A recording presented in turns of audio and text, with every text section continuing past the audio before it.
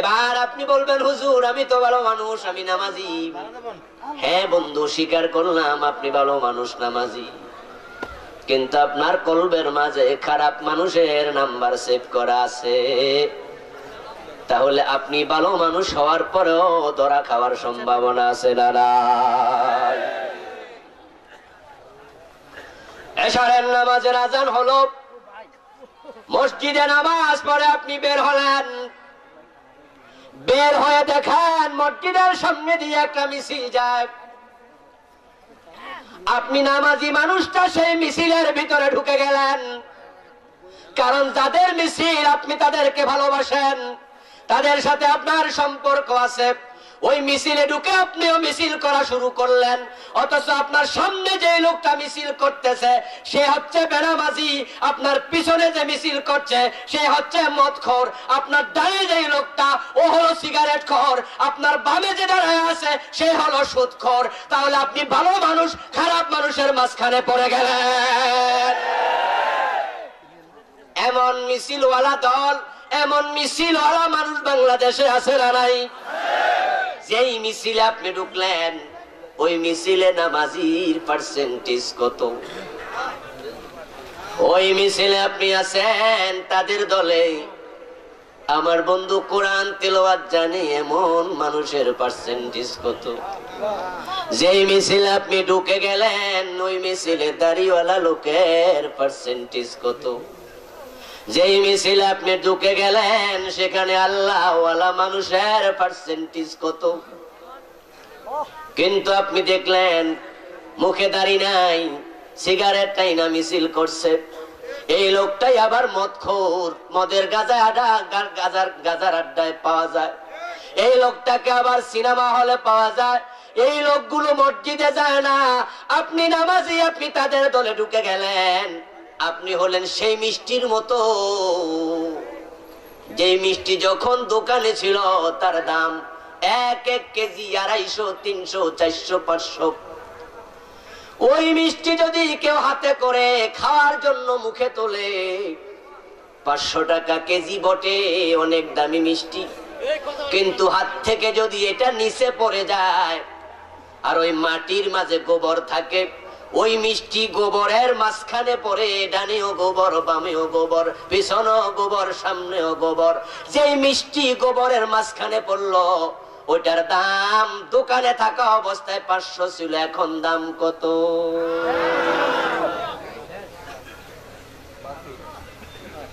আমার ভাইয়ের ওই মিষ্টির দাম যেমন এখানে থাকবে না।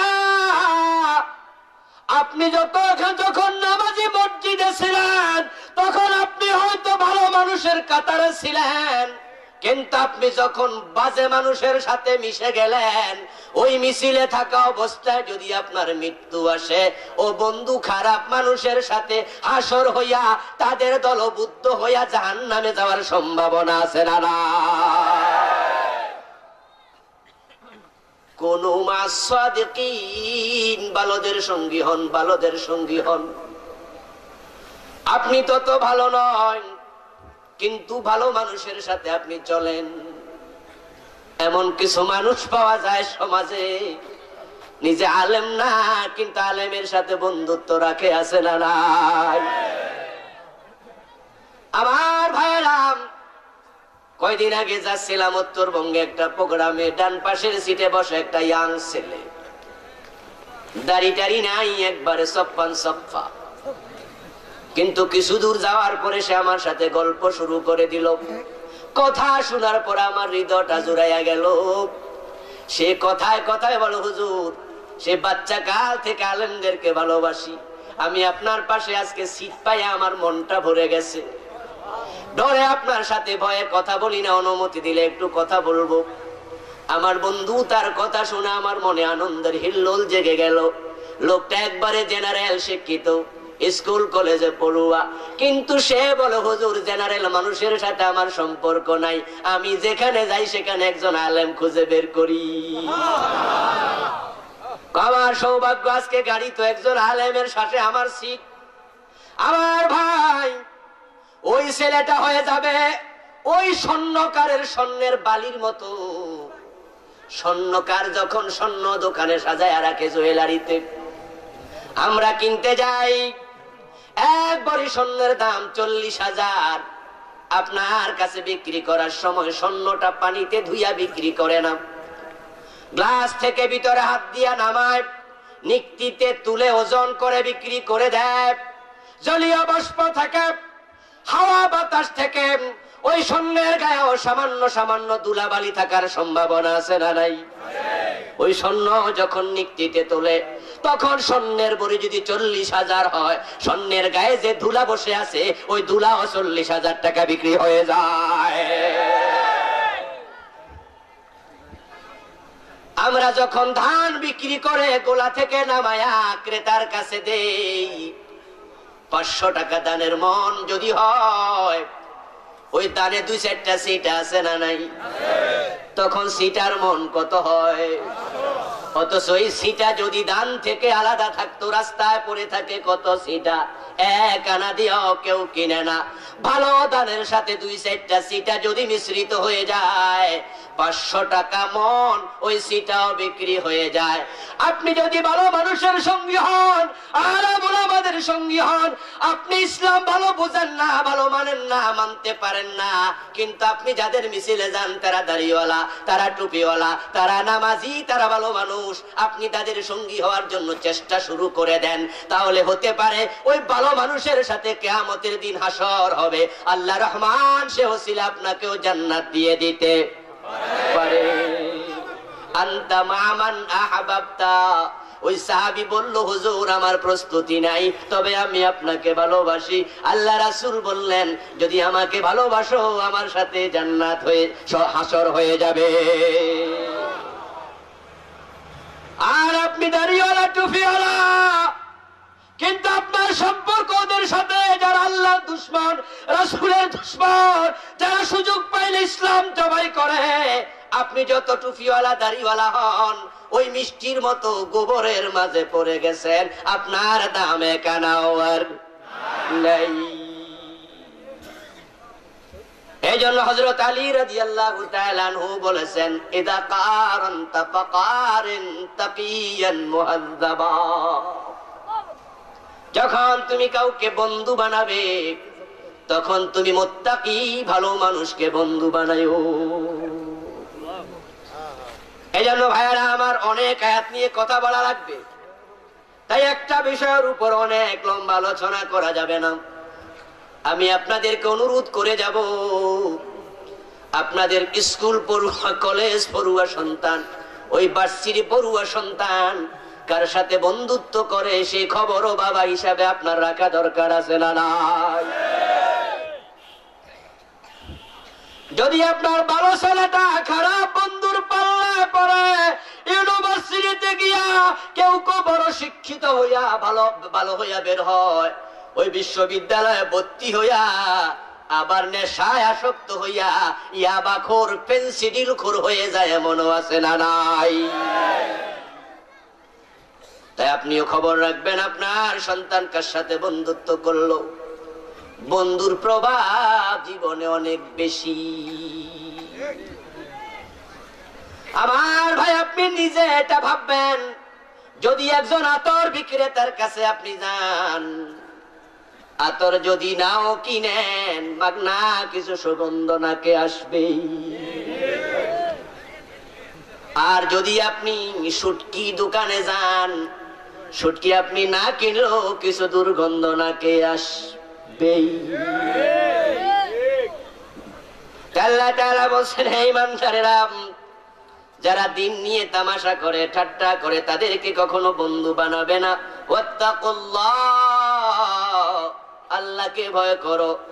ইন কুনতুম মুমিনিন, যদি তুমি মুমিন হও। এখন যাদের সাথে বন্ধু, ওই দিন নিয়ে তামাশা যারা করে তাদের সম্পর্ক বেশি। যারা মুসলমান ছাড়াও মুসলিমকে বন্ধু বানাচ্ছে, তাদের সম্পর্ক এমন লোকদের সাথে যারা সুযোগ পাইলে জমিন থেকে ইসলাম সমূলে উৎপাটিত করে দেবে, এমন লোকদের সাথে যাদের বন্ধুত্ব, তাদের সাথে আপনার বন্ধুত্ব হতে পারে না। আপনি কি লক্ষ্য করে দেখেননি তামাম দুনিয়ার কাফের একমত হয়ে গেছে মুসলিম নিধনে? কেমনে বন্ধু বানাবেন তাদেরকে? কাফের মুসলমানের বন্ধু কখনো হতে পারে না, কোনদিন না, কোনদিন না। আমার ভাইয়ারা, আল্লাহ তাআলা কোরআনের জন্য অনেক জায়গায় মানা করছেন তাদেরকে বন্ধু বানায়ও না, বন্ধু বানায়ও না। আল কুফরু মিল্লাতুন ওয়াহিদা। তামাম দুনিয়ার সব কাফের তারা একমত হয়ে গেছে, একদল হয়ে গেছে। তারা সিদ্ধান্ত নিয়ে নিয়েছে ইসলাম যেখানে নিধন করো সেখানে। আপনি কি দেখেননি তামাম পৃথিবীর চারদিকে মুসলমানদের উপর জুলুম করতেছে তারা মিলেমিশে? আমেরিকার খ্রিস্টানেরা ইরাকে এসে ইরাকটাকে তামা বানাইয়া ছেড়েছে। আমার ভাইরা পরমাণু অস্ত্রের ধোঁয়া তুলেন, ওই ভূষ ইরাক শেষ করে দিল। অথচ সাদ্দাম বারবার বলেছে তার দেশে কোনো পরমাণু অস্ত্র নাই। আর উত্তর কোরিয়া পরমাণু অস্ত্র বানায়া নাকে তেল দিয়া ঘুমায়, ওখানে আক্রমণ নাই। সাদ্দাম বলছে পরমাণু অস্ত্র নাই, তারপরও বোমের পর বোম মেরে পুরা ইরাক তামা করে দেয়া হলো। আমার বন্ধুগণ, পুরা ইরাকটাকে নতুন কারবালার মাঠ বানায়া ছাড়ল। মুসলমানের রক্তে ফোরাত আবার বইয়ে দিল। অথচ উত্তর কোরিয়া পরমাণু অস্ত্র বানায়া ঘোষণা দিয়া বসে আছে, সেখানে আক্রমণ করে না জাতিসংঘ আমেরিকা। কারণ কি? কারণ শুধু একটা, ইরাক মুসলমান, উত্তর কোরিয়া মুসলমান না। সরে সরে মাসতুতো ভাই। আমার ভাইয়ারা, ইরাকটা তামা বানায়া দিল। অথচ বলুন তো ইরাকে পরমাণু অস্ত্র পাইছে কয়টা? একটা পরমাণু অস্ত্র ইরাকে পায় নাই। বুশকি আজ পর্যন্ত একবার ভুল স্বীকার করেছে, সরি বলেছে। এই যে লাখ লাখ মুসলমান সেখানে হত্যা করলো, বুশের বিরুদ্ধে আন্তর্জাতিক আদালতে মামলা হয়েছে কয়টা? মুসলমান শেষ করে দিল লাখ লাখ, ইরাক শেষ হয়ে গেল। সিরিয়ায় মুসলমান মারতেছে, কি আজীব! সুন্নিদের পক্ষ নিল আমেরিকা, শিয়াদের পক্ষ নিল রাশিয়া। লক্ষ্য করেন মুসলমান, রাশিয়া শিয়াদের পক্ষ নিয়া সুন্নির গায়ে বোমা মারে, আবার আমেরিকা সুন্নির পক্ষ নিয়া শিয়ার গায়ে বোমা মারে। শিয়া মরুক আর সুন্নি মরুক, তারা কালেমাওয়ালা আর মারতে। আমার বন্ধু, ফিলিস্তিনের মুসলমান ইসরায়েলিরা শেষ করে দিচ্ছে। এমন একটা দিন যাবে না যেদিন কোন না কোন মা তার সন্তান হারা হয় না। আজকে প্রায় 50-55 বছর উপর হয়ে গেল, এমন একটা দিন যায় না, সেটা ঈদের দিন হোক আর অন্য দিন হোক, পত্রিকায় দেখবেন ঈদের দিনও ফিলিস্তিনে মুসলমান মারতেছে।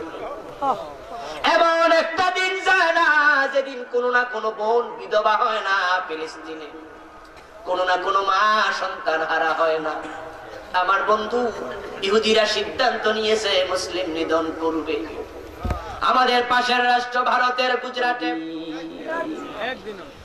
খ্রিস্টানরা মুসলমান নিধন করে, ইহুদিরা মারে, হিন্দুরা মারে। আর আমাদের পাশের রাষ্ট্র মায়ানমার, সেখানে তো একটা জ্বলন্ত আগুন জাহান্নামে রয়েছে। পৃথিবী সৃষ্টির পর্যন্ত, সৃষ্টি থেকে আজ পর্যন্ত মানবতার সাথে এত বিভৎস আচরণ কোনদিন আর হয় নাই।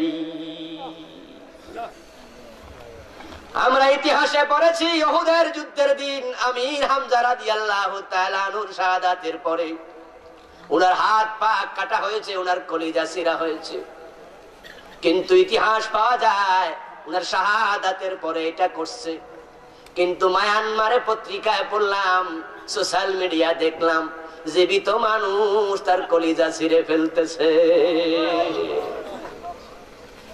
মুসলিম মেয়েদেরকে উলঙ্গ করে গায়ে কেরোসিন ঢালা আগুন লাগায়া দেয়, দেখলাম গোল হয়ে দাঁড়ায় আছে বৌদ্ধরা। ওই মুসলিম মেয়েটা বাঁচার জন্য দৌড় দেয়, লাথি দিয়া ফালাইয়া দেয়। আমার বন্ধু ছোট ছোট বাচ্চাদেরকে ইলেকট্রিক শক দেয়, প্লাস দিয়া নখ তুলে ফেলে। বাচ্চা চিৎকার দেয়, তাই মুখের মাঝে কাপড় ভরে কষ্টি পেঁচাইয়া দেয়। বাচ্চার লজ্জা স্থান নুনুর মাঝে প্লাস লাগায়া টান দিয়া নুনুটা ছিঁড়ে ফেললো। আমার ভাইয়েরা মুসলমানদেরকে একত্র করে শোয়া কেরোসিন ঢেলে হাত পা বেঁধে গড়ে আগুন লাগাইয়া দিল। হত্যা করার পরে কুড়াল দিয়া হাত পা কুপায় আলাদা করে তারপরে শকুনকে খাওয়াচ্ছে। কল্লা কেটে কানে ধরে হাঁটতেছে। এই বিভৎসতা কখনো হয় নাই, অথচ তারাই বলে বেড়াচ্ছে জীব হত্যা মহাপাপ, অহিংসা পরম ধর্ম। তামাম দুনিয়ার কাফেররা সবাই একত্র হইয়া মুসলিম নিধন করতেছে। ওই কাফেররা কখনো মুসলমানের বন্ধু হতে পারে না।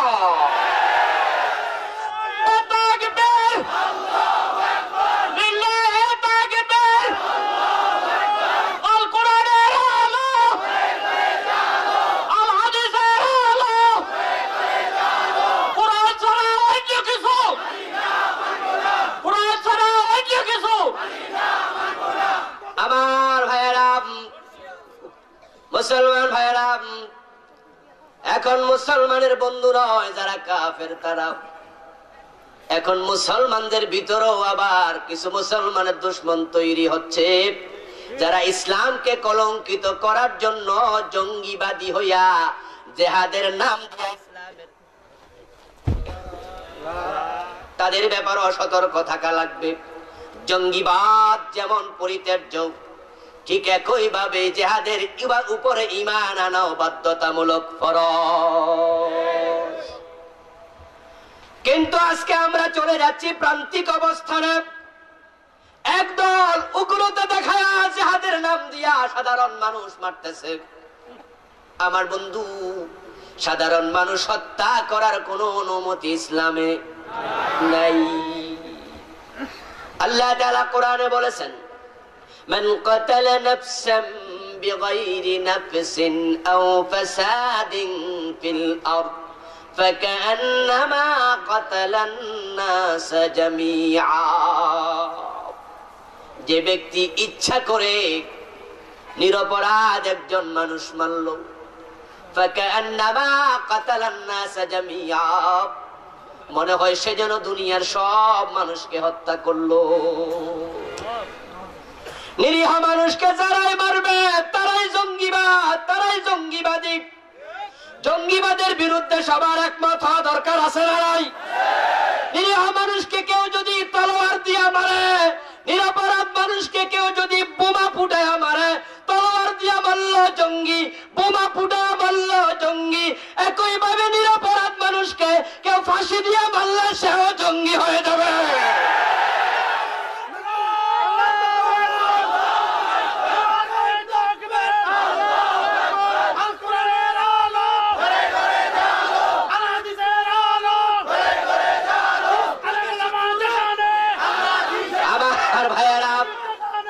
মুসলমান ভাইয়েরা, নিরপরাধ মানুষকে যারা হত্যা করবে তারাই জঙ্গি, ঠিক না? জঙ্গির সংজ্ঞা নির্ধারণ করতে হবে। জিহাদ কখনো জঙ্গিবাদ হতে পারে না। জিহাদ নিরপরাধ মানুষকে মারার জন্য না, বাঁচানোর জন্য। জিহাদ হয় মানবতার কল্যাণে। নিরপরাধ মানুষকে যে মারবে, যেভাবে মারবে সেটাই জঙ্গিত্ব, ঠিক না? আপনি নিজে যে নিরপরাধ মানুষকে মারে তারে জঙ্গি বলবেন, আবার আপনি নিজেও নিরপরাধ মানুষকে মারবেন, আপনিও সমান জঙ্গি হয়ে যাবেন। আমার বন্ধু, নিজে যত বড় সাধু সাজেন, বলে যাবেন না সময় কথা বলবে। ওই জঙ্গির মামলা খাওয়ার জন্য প্রস্তুত আপনাকেও হওয়া লাগবে, যদি আপনিও নিরপরাধ মানুষের উপরে জুলুম। দুনিয়া তো সাজা হবে, আখিরাতও হবে। আল্লাহর হাবিব সাল্লাল্লাহু আলাইহি ওয়াসাল্লাম এটা বলে গেছেন, লাউ আন্না আলাস সামাওয়াতি ওয়াল আরদ ইশতারাকু ফি দামিন মুমিন লা কাব্বাহুমুল্লাহু ফিন্নার। আল্লাহর হাবিব বলেন, আকাশে যত ফেরেশতা আছে, জমিনে যত মানুষ আছে, সবাই যদি কোনো নিরপরাধ একজন মুমিনকে হত্যা করে, আল্লাহ শাস্তি হিসাবে সবাইকে জাহান্নামে ফেলে দেবেন। এখন জঙ্গিবাদীদের ব্যাপারে আমরা সচেতন হব, কিন্তু জিহাদকে কখনো জঙ্গিবাদ মনে করা যাবে না। এটা ফরজ ইবাদত, এটা ইসলামের অন্যতম একটি বিধান। কিন্তু আজকের টেলিভিশন গুলোতে ব্রেকিং নিউজ পাওয়া যায়, অমুক জায়গায় 5 জন জঙ্গি ধরা পড়ছে, 5টা বোমা পাওয়া গেছে, 3 কেজি গান পাউডার পাওয়া গেছে, 6টা জেহাদি বই পাওয়া গেছে। এমন নিউজ আছে না নাই? তাহলে এখানে তার অপরাধ ধরা হলো মোট কয়টা? 3টা। 1 নাম্বার, বোমা পাওয়া গেছে। আমরাও একমত, সিভিলিয়ানের কাছে বোমা কেন পাওয়া যাবে? বোমা থাকবে সেনাবাহিনীর কাছে, ঠিক না? নিশ্চয় এটা অপরাধ, তাকে জেলে দাও। আমরা একমত, আলেম ওলামা ইসলাম জঙ্গিবাদ সমর্থন করে না। ইসলাম যেখানে বিনা প্রয়োজনে একটা কুকুর মারতে অনুমতি দেয় নাই, বিড়াল মারতে অনুমতি দেয় নাই, গাছের পাতা ছিঁড়তে নিষেধ করেছে প্রয়োজন ছাড়া, সেখানে মানুষ হত্যার অনুমতি কেমনে থাকে? সিভিলিয়ানের কাছে গান পাউডার পাওয়া কেন যাবে? ওই পাউডার দিয়ে যারা বোমা বানাতে চায় তাদেরকে অ্যারেস্ট করো, আমাদের আপত্তি নাই। 2টা অপরাধের সাথে আমরা একমত। কিন্তু জেহাদি বই পাওয়া গেছে, এটা অপরাধ হতে পারে না। জেহাদি বই, সবচেয়ে বড় জেহাদি বইয়ের নাম হলো আল্লাহর কোরআন। এই কোরআনে জেহাদের পক্ষে প্রত্যক্ষ পরোক্ষ আয়াতের সংখ্যা 500 আয়াত যদি কোরআনে জেহাদের ব্যাপারে থাকে, এর চেয়ে বড় জেহাদি কিতাব আর কোথায় আছে? জিহাদের নামে বড় বড় সূরা আছে না নাই? সূরা আনফাল, সূরা সাফ, সূরা তাওবা, সূরা কিতাল, যার অপর নাম সূরা মুহাম্মদ। আল্লাহ রাসূল সাল্লাল্লাহু আলাইহি ওয়াসাল্লাম 2য় হিজরি থেকে নবুয়তের শেষ মিশন পর্যন্ত ইন্তেকালের আগে ছোট বড় যুদ্ধ করেছেন 104টা। তার মাঝে 27টা যুদ্ধে তিনি ছিলেন সেনাপতি। আল্লাহর নবীর সাহাবার সংখ্যা ছিল 1,24,000। বিদায় হজের দিন উপস্থিত ছিলেন 1,14,000। ওই 1,24,000 সাহাবীর মাঝে শারীরিক ভাবে সক্ষম এমন একজন পুরুষ সাহাবীর নাম খুঁজে পাবেন না যিনি জিহাদের মাঠে যায় নাই। আজকে পত্র পত্রিকায় জিহাদি বলে গালি দেওয়া হয়, অমুক জিহাদি পাওয়া গেছে। আমার বন্ধু, ইসলামের জিহাদ শব্দটাকে কলঙ্কিত করা হচ্ছে। যদি জিহাদের পক্ষে কথা বললে জিহাদি হয়, বিশ্বনবী 27 যুদ্ধে সেনাপতি, উনার চেয়ে বড় জিহাদি মানুষ পৃথিবীতে আর কেউ থাকতে পারে না। আল্লাহর নবীর একজন সাহাবীর নাম খুঁজে পাবেন না যিনি জিহাদে যান নাই, সক্ষম ছিলেন। বরং বিখ্যাত অন্ধ সাহাবী আব্দুল্লাহ ইবনে উম্মে মাকতুম রাদিয়াল্লাহু তাআলা আনহু, উনি অন্ধ মানুষ ছিলেন। উনার জীবনী পড়ে দেখুন, উনার মৃত্যু হয়েছে যুদ্ধের ময়দানে, উনি শহীদ হয়েছে। হযরত ওমর খলিফাতুল মুসলিমিন, ওই আব্দুল্লাহ ইবনে উম্মে মাকতুম গেলেন, হুজুর একটা দরখাস্ত নিয়ে আসছি, আমি অন্ধ, আমাকে রাসূল যুদ্ধের মাঠে নেননি, আবু বকর সিদ্দিকও নেননি। আল্লাহর হাবিব যুদ্ধে যাওয়ার সময় আমাকে মসজিদে নববীর ইমামতির দায়িত্ব দিয়ে চলে যেতেন, কিন্তু আমার মনে একটা আবেগ, উচ্ছ্বাস জন্ম নিয়েছে।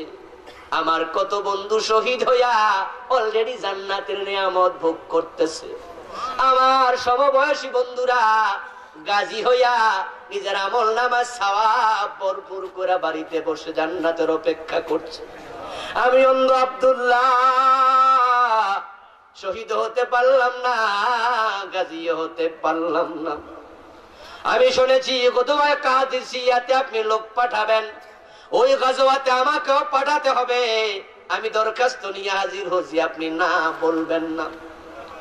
হযরত ওমর আব্দুল্লাহ ইবনে উম্মে মাকতুম রাদিয়াল্লাহু তাআলা আনহু জিহাদে যাওয়ার জন্য আবেগ দেখে বললেন, আব্দুল্লাহ জিহাদে যাইবা বটে, কিন্তু তুমি করবাটা কি আমার একটু বলো দেখি।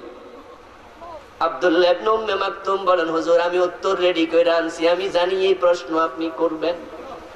আমি তলোয়ার হাতে নিয়ে যুদ্ধ করতে পারবো না, আমার তো চোখ নাই, তবে কালেমার পতাকাটা যদি আমার হাতে দেন আমি দুই হাত উঁচু করে ধরে রাখতে পারবো।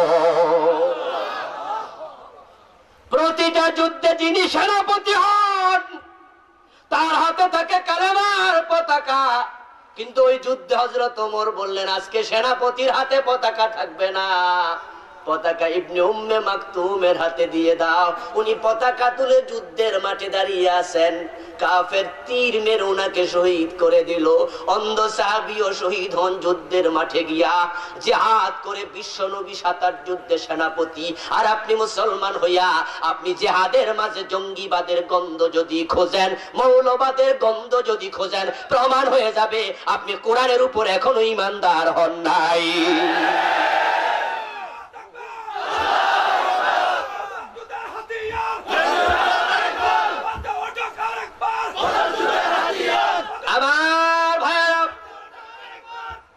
জিহাদ একমাত্র ইবাদত যেটা কখনো নফল হয় না, জিহাদ কখনো সুন্নাত হয় না, জিহাদ কখনো ওয়াজিব হয় না। নামাজ ফরজ হয়, নামাজ নফল হয়। যেমন যোহরের নামাজ ফরজ, তাহাজ্জুদের নামাজ নফল, রমজানের রোজা ফরজ, মুহররমের রোজা নফল, হজ করা ফরজ, উমরা করা সুন্নাহ নফল। কিন্তু জিহাদ একমাত্র ইবাদত যেটা কখনো ফরজের নিচে আসে না, এটা কখনো ফরজে আইন, কখনো ফরজে কিফায়া, এর নিচে জিহাদ নামে না। আল্লাহ কোরআনে বলছেন কুতিবা আলাইকুমুল কিতাল ওয়া হুয়া কুরহুল লাকুম। আমার ভাইরা রমজান মাস যখন আসে তখন আমরা ওয়াজ শুনি কুতিবা আলাইকুমুস সিয়াম, এই আয়াতটা মুখস্থ আছে না নাই? কুতিবা আলাইকুমুস সিয়াম শব্দের বাংলা অর্থ কি? তোমাদের উপর রোজা ফরজ করা হলো, ঠিক না? কুতিবা ফরজ করা হলো, আলাইকুম তোমাদের উপরে, আসসিয়ামু রোজা। ঠিক একই শব্দ আল্লাহ কোরআনে বললেন কুতিবা আলাইকুমুল কিতালু তোমাদের উপর জিহাদ ফরজ করা হলো।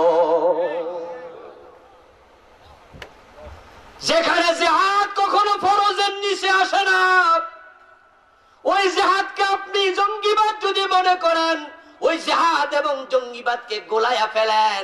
জিহাদের কথা শুনলে চেহারা কালো করে ফেলে এমন একদল মুসলমানও আছে না না?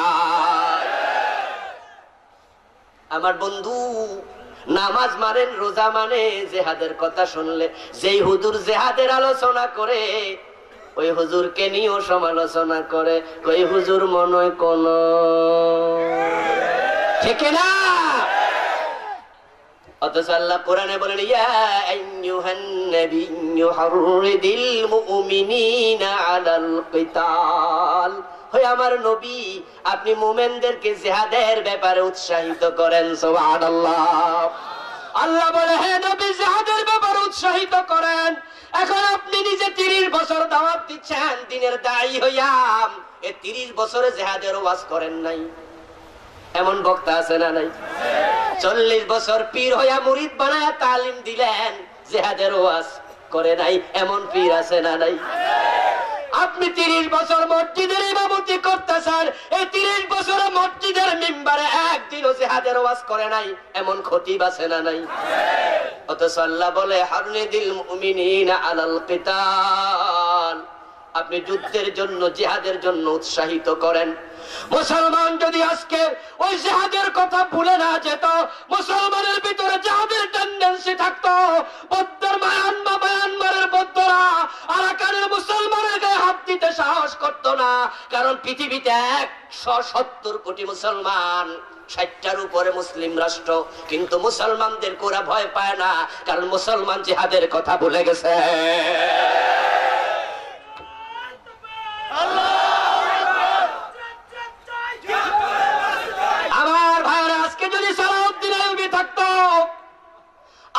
যদি বখতিয়ার থাকতো, হযরত ওমর জীবিত থাকতেন, মায়ানমারের মুসলমানদেরকে বাঁচানোর জন্য ওনারা জিহাদ ঘোষণা করে দিতেন। এখন আমরা জান্নাত সবাই খুঁজতেছি মসজিদের কোনায় আর খানকায়। ওই জিহাদ অন্যায়ের বিরুদ্ধে জিহাদের মন নাই। জিহাদ মানে শায়েখ আব্দুর রহমানের মতো বোম ফুটানো না। জিহাদ মানে হলে আটি জানে আক্রমণ করে মানুষকে হত্যা করা না, নিরীহ মানুষ। জিহাদের অর্থ হলো অন্যায় সেখানে প্রতিরোধ করা লাগবে সেখানে। কিন্তু মুসলমান আজকে মূল টেন্ডেন্সি থেকে সরে যাচ্ছে বন্ধু। আসুন পরের আয়াত, ওয়াইদা নাদাইতুম ইলাস সালাত ইত্তাখাযুহা হুজুওয়ান ওয়া লাইবা। কিছু মানুষ থাকবে সমাজে যাদেরকে নামাজের জন্য ডাকলে তারা ঠাট্টা মশকরা করে। নামাজের জন্য যিনি ডাকে তাকে দেখলে উল্টা টিটকারি দেয়, আছে না নাই? সাধকানে দেখা হইলে কয়, কিরে মুন্সি তুই মোল্লা হইলি কবে? আমার বন্ধু নামাজের জন্য ডাকলে তামাশা করবে এমন লোক আপনার আপন হতে পারে না। যারা নামাজ নিয়ে তামাশা করে তারাও ইসলামের দুশমন হয়ে যাবে। নামাজ হচ্ছে এমন এক ইবাদত যেটা মুসলমানের ইমানের পরিচয়। মুসলমানের ইমানের পরিচয়, মুসলমানের ইমানের একমাত্র পরিচয় নামাজ। কার ইমান আছে কার ইমান নাই এটা দেখানো যায় না, কারণ ইমান থাকে অন্তরে। অন্তর জামি ছাড়া আর কেউ জানে না। এই জন্য আল্লাহর হাবিব সাল্লাল্লাহু আলাইহি ওয়াসাল্লাম বলেছেন, ইন্না বাইনাল মারই ওয়া বাইনাশ শিরকি ওয়াল কুফরি তারকাস সালাহ, রাওয়াহু মুসলিম। কে মুমিন আর কে কাফের তার মাঝে পার্থক্য হলো নামাজ, পার্থক্য হলো নামাজ। মান তারাকা সালাতাম মুতাআম্মিদান ফাকাদ কাফারা, যে ইচ্ছা করে নামাজ ছেড়ে দিল সে কুফরি করলো। আমার বন্ধু, দাড়ি মুসলমানের পরিচয় নয়। রবীন্দ্রনাথের মুখেও দাড়ি ছিল। রবীন্দ্রনাথের দাড়ি আমার সে ছোট না বড়? নামাজ পড়ছে কয়দিন? আমার বন্ধু দাড়ি সুন্নাহ, নামাজ হলো ফরজ। ইন্নামা ওয়াদা'আস সালাহ ফিদ্দীন কামা ওয়াদা'আত রা'স ফিল জাসাদি। একটা দেহের মাঝে মাথা যেমন, ইসলামের মাঝে নামাজ তেমন। দেহে যদি মাথা না থাকে ওই দেহ যেমন কার চেনা যায় না। যার জীবনে নামাজ নাই সে যে মুমিন তা চেনা যায় না। যে ইচ্ছা করে নামাজ ছেড়ে দিল ফাকাদ কাফারা, সে যেন কুফরি করল। আমার বন্ধু, পাগড়ি মাথায় দেয়া সুন্নাহ, কিন্তু পাগড়ি শুধু মুসলমানরা মাথায় দেয় না, পাগড়ি শিখদের মাথায় আছে না নাই? টুপি মাথায় দেয়া সুন্নাহ, কিন্তু এটা শুধু মুসলমানরা দেয় না। ভারতের মিস্টার গান্ধী, মহাত্মা গান্ধীর মাথায় টুপি আছে না নাই? ইহুদি পণ্ডিতেরাও কিস্তি টুপি মাথায় দেয়। কিন্তু নামাজ একমাত্র ইবাদত যেটা মুসলমান ছাড়া আর কেউ পড়ে না। এজন্য আপনারা যারা মুমিন পরিচয় দিতেছেন, নামাজ ধরুন। হাদিসে পাওয়া যায়, লিকুল্লি শাইইন আলাম ওয়া আলামুল ঈমানিস সালাহ। সব জিনিস চিনার জন্য দলিল আছে। বাড়ি কার আমার, প্রমাণ হলো দলিল। গাড়ি কার আমার, ট্রাফিক ধরলে কাগজ দেখানো লাগে। যদি আপনি বলেন হুন্ডা আমার, কিন্তু কাগজপত্র নাই, ট্রাফিক বলবে পরের হুন্ডা চুরি করে আনছো, থানায় চলো। ঠিক না? তুমি মালিক হলে নিশ্চয়ই তোমার কাছে কাগজ থাকতো, হয়তো গাড়িতে না হয় বাড়িতে, কিন্তু কাগজ নাই, প্রমাণ হয় গাড়িও তোমার না। লিকুল্লি শাইইন আলাম ওয়া আলামিল ঈমানিস সালাহ। সব জিনিসের দলিল দেয়া লাগে, চেনা লাগে। আমার বন্ধু, মুমিন সিনার আলামত হলো নামাজ। আল্লাহ রাসূল সাল্লাল্লাহু আলাইহি ওয়াসাল্লামের সাহাবারা যখন মানুষ কোন অন্যায় করত তখন তাদেরকে অন্যায়ের কারণে কখনো কাফের বলতেন না। চুরি করেছে, হাত কেটে দাও, মরে গেলে জানাজার নামাজ পড়াও, লোকটা ফাসেক, কাফের নয়। মদ খেয়েছে, 80 বেত লাগাও, মরে গেছে জানাজা পড়াও, লোকটা ফাসেক, কাফের নয়। বিখ্যাত তাবী আব্দুল্লাহ ইবনে শাকীক আল-উকাইলি রাহিমাহুল্লাহ বলেন, ইন্না আসহাবা রাসূলিল্লাহি সাল্লাল্লাহু আলাইহি ওয়াসাল্লাম লা ইয়ারাউনা শাইআম মিনাল আমাল তারাকাহু কুফরুন গায়রা সালাহ। কোন আমলের কারণে বিশ্বনবীর সাহাবারা কোন মানুষকে কাফের বলতেন না, একমাত্র নামাজ ছেড়ে দিলে তাকে আর তারা মুমিন মনে করতেন না। আমার ভাই, নামাজ মাথার মতো, দেহ থেকে যেমন মাথা আলাদা হয় না, মুমিনের জীবন থেকে কখনো নামাজ আলাদা হবে না। দেহতে মাথা থেকে যদি দেহ আলাদা হয়, দেহ থেকে মাথা আলাদা হয়, ওই দেহ যেমন বাঁচে না। যে মুমিন কালেমা পড়লো কিন্তু নামাজ পড়লো না, তার ঈমানটাও আর বাঁচে না। এই জন্য আপনারা দেখবেন বন্ধু, যে ইসলামের মৌলিক বিধান হলো মোট 5টা। ইসলামের মৌলিক খুঁটি কয়টা? 5টা। আর একটু জোরে বলেন কয়টা? 1 নম্বরে ঈমান, 2 নম্বরে নামাজ, 3 নম্বরে যাকাত, 4 নম্বরে হজ, 5 নম্বরে রোজা, অথবা 4 নম্বরে রোজা, 5 নম্বরে হজ। হাদিস 2 রকমে আছে, শেষ 2টা সিরিয়ালে একটু আগ পর হাদিসে আছে। এবার আপনি দেখুন নামাজ কতটা ইম্পর্টেন্ট। যদি আপনি মুমূর্ষ হকেন, আপনার হুঁশ আছে কিন্তু আপনি অসুস্থ, ইসলাম বলে ওযু করতে না পারলে তায়াম্মুম করায়া দাও, দাঁড়াইতে না পারলে বসে, বসে না পারলে শোয়া দাও, পশ্চিম দিকে পা, পূর্ব দিকে মাথা। ওই বুড়া অবস্থায় মুমূর্ষ রোগীর জন্য নামাজ মাফ নাই। যদি আপনি বেহুশ না হন, হাসপাতালের আইসিইউর ভিতরে থাকেন, হুঁশ যদি এসে যায় নামাজ আবার ফরজ, বেহুশ হয়ে গেলে মাপ, হুঁশ থাকলে নামাজ মাপ নাই।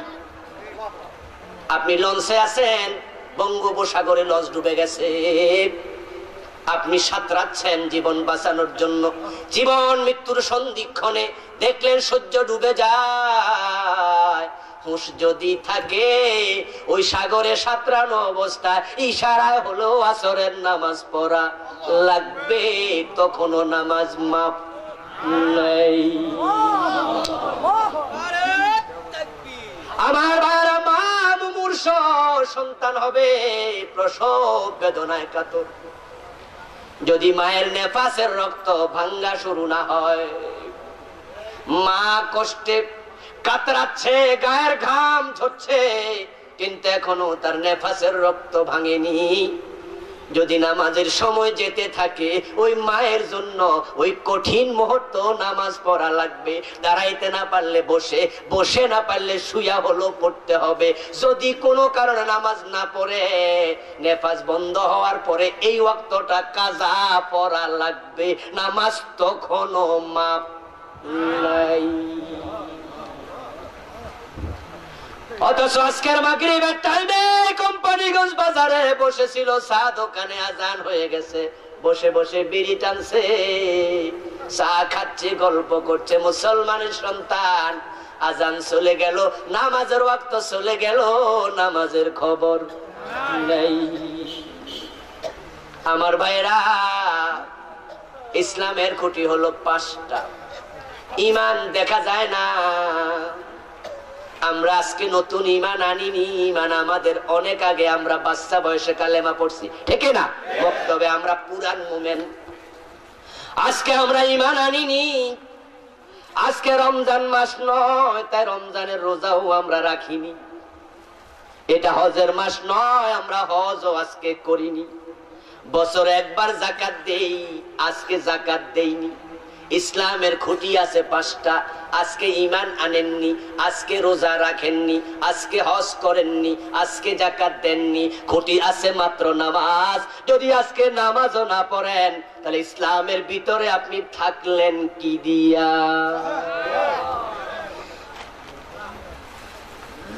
এই জন্য আল্লাহ নবী সাহাবারা যে নামাজ পড়তো না তাকে মুমিন মনে করতেন না। আমার মুসলমান ভাইরা, আজকে সে নামাজের ব্যাপারে আমরা উদাসীন হয়ে গেছি। আমি তো জানি বন্ধু, আপনারাও জেনে থাকবেন আল্লাহ তাআলা নামাজকে এত ইম্পর্টেন্ট বানাইছেন। মানুষ যখন কবরে যাবে, ফেরেশতা প্রশ্ন করার আগে আল্লাহ নামাজের প্রশ্নটা নিজে করবেন। আমরা ওয়াজ নসিহতে শুনেছি কবরের প্রশ্ন শুরু হবে মান রাব্বুকা দিয়া। আসলে বন্ধু না, আলেম ওলামারা এই হাদিসটা বেশি বলার কারণে একটু ভুল বুঝাবুঝি তৈরি হয়েছে। আসলে হাদিসে আছে যখন মানুষকে কবরে রাখা হবে, আল্লাহর নবী বলেন ইযা উদখিলাল মাইয়িতুল কবরা মুসলাত লাহুশ শামসু ইনদা গুরুবিহা ফায়াজলিসু ওয়া ইয়ামসাহু আইনাইহি ফায়াকুলু দাউনি উসাল্লি। যখন ব্যক্তিকে ফেরেশতা কবরে শোয়া থেকে তুলে বসাবে, জীবিত করবে, সে জীবিত হয়ে চোখ মেলে দেখবে আসরের নামাজের টাইম যায়, সূর্য ডুবে যাচ্ছে। দিনের 12টায় হোক আর রাতের 12টায় দাফন করুক, আল্লাহ সূর্যটাকে ডুবন্ত অবস্থায় দিয়ে পরীক্ষা নেবেন তুই আসরের নামাজ পড়তি কিনা। সূর্যটাকে ডুবন্ত অবস্থায় কবরের মাঝে হাজির করবেন কে? আসতে হয়ে গেল, জোরে বলুন কে? এই প্রশ্নটা সাইকোলজিক্যাল, মনস্তাত্ত্বিক। প্রশ্নকারীও দেখা যায় না, প্রশ্নকারীর কথাও শোনা যায় না, কিন্তু প্রশ্নটা হয়ে গেল সূর্য ডুবে, জোহর পরে ঘুমাইলেন, কখন যে আসরের টাইম চলে গেছে টের পাননি, হঠাৎ জেগে দেখলেন সূর্য ডুবে যায়। যদি আপনি নামাজি হন, তখন আপনার কাছে নামাজের মতো গুরুত্বপূর্ণ জিনিস আর নাই, তাই পাগল হইয়া দৌড় মারবেন ওযু করার জন্য, ঠিক না? এই গুরুত্বটা শুধু সেই বোঝে যে জীবনে কখনো নামাজ কাজা কি যে বেতা বিষে বুঝিবে সে কিসে, কবু আসে বিষে ধ্বংসে নিজারে। যারা বেনামাজি নামাজ কাজা করে তারা এটা বুঝবে না। আমরা যারা গাড়ি থামায় নামাজ পড়ি, যদি গাড়ি ড্রাইভার না থামায়, গাড়িতে আমরা ওযু করি, তাও যদি পানি না থাকে তায়াম্মুম করে হলো নামাজ পড়ি, কোন রকমে কম্প্রোমাইজ করি না। ওই লোকের কাছে ওই দিন যদি ঘুমের কারণে সূর্য ডোবার উপক্রম হয়, সে এমন পাগল হবে ইন্না লিল্লাহ বলে ওযু করতে দৌড় মারবে। পিছন থেকে মা বাবা বন্ধু বান্ধব যেই ডাকুক, সে বলবে কারো কথা শোনার টাইম নাই, আগে আল্লাহর কথা শুনি। আল্লাহ তাআলা কবরের মাঝে ওই পরীক্ষা ফেলে দেবেন। দেখি সূর্য ডুবে যাচ্ছে, ফেরেশতা জাগাবে, মুনকার নাকির জাগায় প্রশ্ন শুরু, মান রাব্বুকা। যে ব্যক্তি নামাজি, তখন সে মুনকার নকিরকে বলবে ফায়াজলিসু ওয়া ইয়ামসাহু আইনাইহি। ঘুমের মানুষ জায়গা যেমন চোখ কসলায়, আল্লাহ রাসূল বলেন সেও চোখ কসলাবে। আর ফেরেশতা বলবে মান রাব্বুকা, সে উত্তর না দিয়া বলবে দাউনি উসাল্লি। কথা বলার সময় নাই, সরো আগে আসরের নামাজ পড়ি। আমার বন্ধুগণ, আসরের নামাজ পড়ার জন্য পাগল হয়ে যাবে, পাগল হয়ে যাবে। ফেরেশতা তখন বুঝে নেবে নামাজি নামাজি নামাজি মানুষ, ও আল্লাহর বান্দা, এটা আলমে বরজখ, এখানে নামাজ লাগে না। কোরআনে আল্লাহ বলেন, আল্লাহর প্রশ্নের উত্তর যখন বান্দা দিয়ে দিতে পারবে, ওই সাইকোলজিক্যাল টেস্টে পাস করবে, বলবে কথা নাই নামাজ। আল্লাহ বলেন ইউসাব্বিতুল্লাহুল্লাযীনা আমানু বিল কওলি সাবিতি ফিল হায়াতিদ দুনিয়া ওয়া ফিল আখিরাহ, আই ফিল কবর। দুনিয়াতে ঈমান দিয়েছেন যিনি, কবরে প্রশ্নের উত্তর দেওয়ার ব্যবস্থা করে দেবেন তিনি। প্রশ্ন হবে আরবিতে, আপনারা অনেকে আরবি জানেন না। আবু জাহেল আবুল আহাব আরবি জানতো, উত্তর দিতে পারেনি। আল্লাহ নিজে দায়িত্ব নেবেন, তখন আপনি অনর্গল আরবি বলতে পারবেন। মান রাব্বুকা রাব্বি আল্লাহ ওয়া মা দীনুকা দীনিয়াল ইসলাম ওয়া মান নাবিয়্যুকা মুহাম্মাদুর রাসূলুল্লাহ। আপনি কবরের প্রশ্ন পাশ করে যদি পেলেন, আল্লাহ রাসূল বলে তারপরে জান্নাত পর্যন্ত যত ঘাটি আছে সে সব জায়গায় পাশ করে যাবে। তাই কবরে যারা জবাব দিতে চান, নামাজ ধরেন, নামাজ ধরেন, নামাজ ধরেন বন্ধু। হাসরের মাঠের প্রথম প্রশ্ন নামাজ। আমল নামা যখন আল্লাহ হাতে দেবেন তখনও প্রথম প্রশ্ন নামাজ। 3 জায়গায় প্রশ্ন হবে, 3টা, একটা হবে মৌখিক, 2টা হবে মনস্তাত্ত্বিক, সাইকোলজিক্যাল। আল্লাহর হাবিব বলেন শাফাআতে কুবরার পরে যখন আমি নবী মুহাম্মদ সাল্লাল্লাহু আলাইহি ওয়াসাল্লাম হাসরের দিন আল্লাহকে বলবো, সুপারিশ করব আল্লাহর কাছে, হিসাব শুরু করুন। আল্লাহ প্রকাশিত হবেন। সহিহ বুখারীতে এসেছে, ইয়াকশিফু রাব্বুনা আন সাকিহি ফায়াসজুদু লাহু কুল্লু মুমিনিন ওয়া মুমিনা ওয়া ইয়াবকা মান কানা ইয়াসজুদু ফিদ দুনিয়া রিয়ান ওয়া সুমআ ফায়াযহাবু আন ইয়াসজুদা ফায়াউদু যহরুহু তাবাকাম ওয়াহিদা। চিৎকার দিয়া পড়েন সুবহানাল্লাহ। আল্লাহর হাবিব বলেন আল্লাহ যখন প্রকাশিত হবেন,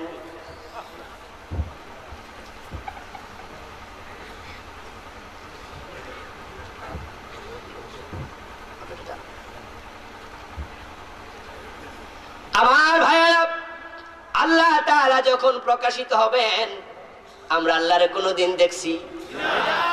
কথা আসতে হলো কেন? আল্লাহকে আমরা দেখছি? দেখার শখ আছে না নাই? فمن كان يرجو لقاء ربه فليعمل عملا صالحا ولا يشرك بعبادة ربه أحدا। আল্লাহ জান্নাতে আমাদের সাথে সাক্ষাৎ দিও, আমরা তোমাকে দেখতে চাই। আল্লাহ তাআলা আমাদের দিদার কবুল করুক, বলেন আমিন। আমার বন্ধু আল্লাহ তাআলাকে না দেখে 30, 40, 50, 100 বছর আমরা নামাজ পড়লাম, আমরা সিজদা দেই কার পায়ে? আরো জোরে বলুন না, কার পায়ে? আমরা কি কাবা ঘরকে সিজদা করি নাকি? ফালিয়াবুদু রাব্ব হাযাল বাইত। আমরা কাবার ইবাদত করি না, কাবার মালিকের ইবাদত করি। 80 বছর 100 বছর আল্লাহকে না দেখে সিজদা দিল মানুষ। আল্লাহর রাসূল বলেন হাসরের দিন আল্লাহ তাআলা যখন প্রকাশিত হবেন, আল্লাহকে দেখার সাথে সাথে যারা দুনিয়ায় নামাজি ছিল তারা সিজদায় পড়ে যাবে। এখন যারা দুনিয়ায় শুধু আল্লাহকে সিজদা দিছে তারাই সিজদা করতে পারবে, আর যারা আল্লাহ ছাড়া অন্য জায়গায় সিজদা দিছে, মসজিদে আল্লাহকে আবার দরবারে পীরের পায়ে সিজদা দেয়, এমন বন্ড পীর মুরিদ আছে না? মসজিদে আল্লাহকে সিজদা করছে, আবার মাজারে গিয়ে সিজদা করে, আছে না নাই? মাজার, আজকে মাজার গুলো শিরকের আড্ডাখানা হয়ে যাচ্ছে। আমার বন্ধু আল্লাহওয়ালা মানুষ যারা মরে গেছেন তাদের দোষ নাই, তারা কেউ বলেননি আমার মাজার বানায়ো। আর যদি কেউ মরার আগে বলে মাজার বানায়ো, হে আল্লাহওয়ালা না, সে একটা ভণ্ড, একটা ভণ্ড। আল্লাহওয়ালারা কখনো বলে না আমার মাজার বানায়ো, কিন্তু আল্লাহওয়ালা মানুষদেরকে আজকে ব্যবহার করে একদল লোক পেটের দান্দা করছে, মাজার বানায়া কোটি কোটি টাকা ইনকাম করতেছে। আমার বন্ধু আল্লামা সাইদী এর জন্য বলতেন, বাংলাদেশের যত মাজার সব বিশ্ব রোডের পাশে, ট্রেন রোডে মাজার হয় না কেন? কারণ হলো যেহেতু ট্রেন থামবে না, দান্দাবাজিও সফল হবে না। এখন একদল লোক বাংলাদেশে এখন পাওয়া যায় যারা মসজিদে গিয়ে আল্লাহকে সিজদা করতেছে, আবার তারা নিজেরা সিজদা নেয়। আমার বন্ধু আশিকে রাসূল নাম দিয়া তামাম বাংলাদেশে ওয়ালের মাঝে লেখা পড়ায় ফেলতেছে। ওই আশিকে রাসূলদের যিনি নেতা, ওই ঢাকার মতিঝিলে উনার আখড়া, আমি নিজ চোখে দেখেছি উনি নিজে সিজদা নিচ্ছে। তাকবীর, নারে তাকবীর, আল্লাহু আকবার। বন্ডা ফিরে রাস্তা না, ভেঙে দাও, ঘুরিয়ে দাও। আমার ভাইয়েরা, আমি নিজের চোখে দেখলাম সান্দিনা, ওনার সফর হচ্ছে 97-এ, 97-তে আমি আসছিলাম ওখান দিয়া, দেখি ছোট একটা সামিয়ানা টানাইছে, কি কয় অমুক হুজুর আসতেছে। আমি তখন দাঁড়ালাম, শত শত গাড়ি পথসভা করবে, কোথাও যাচ্ছে, এখানে একটু 2-4-5 মিনিট উনি ওয়াজ করবে। হাজির হলেন হুজুর, উনি স্টেজে উঠলেন, দুইজন ভদ্রলোক টাই শুট পরা ওনার পায়ে সেজদায় পড়ে গেল। অথচ সেজদার মালিক একমাত্র কে? আল্লাহ তাবুদু ইল্লা ইয়া, এক আল্লাহ ছাড়া কারো ইবাদত করা যাবে না। মুসলমানের মাথা নত হবে একমাত্র কার কাছে? আমার ভাইরা, আজকে বললে মাজার বানানোর আখড়া, ঘটনা কি? মরতে দেরি, 2 দিনের ভিতরে মাজার হইয়া যাচ্ছে না? ওই মাজারে যাবেন না, মাজারে যাওয়া দরকার নাই। যদি কখনো যান, শুধু জিয়ারতের জন্য যাবেন। কবরওয়ালা যিনি মরে গেছেন, তিনি যত বড় ওলি হন, মরার পরে উনার আর কোনো ক্ষমতা থাকে না। যদি মানুষটা ভালো হয়, উনার লাশ থাকবে কবরের। এই জন্য আল্লাহর নবী সাহাবারা যে নামাজ পড়তো না, তাকে মুমিন মনে করতেন না। আমার মুসলমান ভাইরা, আজকে সে নামাজের ব্যাপারে আমরা উদাসীন হয়ে গেছি। আমি তো জানি বন্ধু, আপনারাও জেনে থাকবেন, আল্লাহ তাআলা নামাজকে এত ইম্পর্টেন্ট বানাইছেন। মানুষ যখন কবরে যাবে, ফেরেশতা প্রশ্ন করার আগে আল্লাহ নামাজের প্রশ্নটা নিজে করবেন। আমরা ওয়াজ নসিহতে শুনেছি, কবরের প্রশ্ন শুরু হবে মান রাব্বুকা দিয়া। আসলে বন্ধু না, আলেম ওলামারা এই হাদিসটা বেশি বলার কারণে একটু ভুল বুঝাবুঝি তৈরি হয়েছে। আসলে হাদিসে আছে, যখন মানুষকে কবরে রাখা হবে, আল্লাহর নবী বলেন, ইযা উদখিলাল মাইয়িতুল কবরা মুসিলাত লাহুশ শামসু ইনদা গুরুবিহা ফায়াজলিসু ওয়া ইয়ামসাহু আইনাইহি ফায়াকুলু দাউনি উসাল্লি। যখন ব্যক্তিকে ফেরেশতা কবরে শোয়া থেকে তুলে বসাবে, জীবিত করবে, সে জীবিত হয়ে চোখ মেলে দেখবে আসরের নামাজের টাইম যায়, সূর্য ডুবে যাচ্ছে। দিনের 12টায় হোক আর রাতের 12টায় দাফন করুক, আল্লাহ সূর্যটাকে ডুবন্ত অবস্থায় দিয়ে পরীক্ষা নেবেন, তুই আসরের নামাজ পড়তি কিনা। সূর্যটাকে ডুবন্ত অবস্থায় কবরের মাঝে হাজির করবেন কে? আসতে হয়ে গেল, জোরে বলুন কে? এই প্রশ্নটা সাইকোলজিক্যাল, মনস্তাত্ত্বিক। প্রশ্নকারীও দেখা যায় না, প্রশ্নকারীর কথাও শোনা যায় না, কিন্তু প্রশ্নটা হয়ে গেল, সূর্য ডোবে, জোহর পরে ঘুমাইলেন, কখন যে আসরের টাইম চলে গেছে টের পাননি। হঠাৎ জেগে দেখলেন সূর্য ডুবে যায়। যদি আপনি নামাজি হন, তখন আপনার কাছে নামাজের মতো গুরুত্বপূর্ণ জিনিস আর নাই, তাই পাগল হইয়া দৌড় মারবেন ওযু করার জন্য, ঠিক না? এই গুরুত্বটা শুধু সেই বোঝে যে জীবনে কখনো নামাজ কাজা কি যে বেতা বিষে, বুঝিবে সে কিসে, কবু আসে বিষে ধ্বংসে নিজারে। যারা বেনামাজি নামাজ কাজা করে, তারা এটা বুঝবে না। আমরা যারা গাড়ি থামায় নামাজ পড়ি, যদি গাড়ি ড্রাইভার না থামায়, গাড়িতে আমরা ওযু করি, তাও যদি পানি না থাকে তায়াম্মুম করে হলো নামাজ পড়ি, কোন রকমের কম্প্রোমাইজ করি না। ওই লোকের কাছে ওই দিন যদি ঘুমের কারণে সূর্য ডোবার উপক্রম হয়, সে এমন পাগল হবে, ইন্না লিল্লাহ বলে ওযু করতে দৌড় মারবে। পিছন থেকে মা বাবা বন্ধু বান্ধব যেই ডাকুক, সে বলবে কারো কথা শোনার টাইম নাই, আগে আল্লাহর কথা শুনি। আল্লাহ তাআলা কবরের মাঝে ওই পরীক্ষা ফেলে দেবেন। দেখি সূর্য ডুবে যাচ্ছে, ফেরেশতা জাগাবে, মুনকার নাকির জাগায় প্রশ্ন শুরু, মান রাব্বুকা। যে ব্যক্তি নামাজি, তখন সে মুনকার নকিরকে বলবে, ফায়াজলিসু ওয়া ইয়ামসাহু আইনাইহি। ঘুমের মানুষ জায়গা যেমন চোখ কসলায়, আল্লাহ রাসূল বলেন সেও চোখ কসলাবে। আর ফেরেশতা বলবে মান রাব্বুকা, সে উত্তর না দিয়া বলবে দাউনি উসাল্লি। কথা বলার সময় নাই, সরো আগে আসরের নামাজ পড়ি। আমার বন্ধুগণ, আসরের নামাজ পড়ার জন্য পাগল হয়ে যাবে, পাগল হয়ে যাবে। ফেরেশতা তখন বুঝে নেবে নামাজি নামাজি নামাজি মানুষ, ও আল্লাহর বান্দা, এটা আলমে বরজখ, এখানে নামাজ লাগে না। কোরআনে আল্লাহ বলেন, আল্লাহর প্রশ্নের উত্তর যখন বান্দা দিয়ে দিতে পারবে, ওই সাইকোলজিক্যাল টেস্টে পাস করবে, বলবে কথা নাই নামাজ।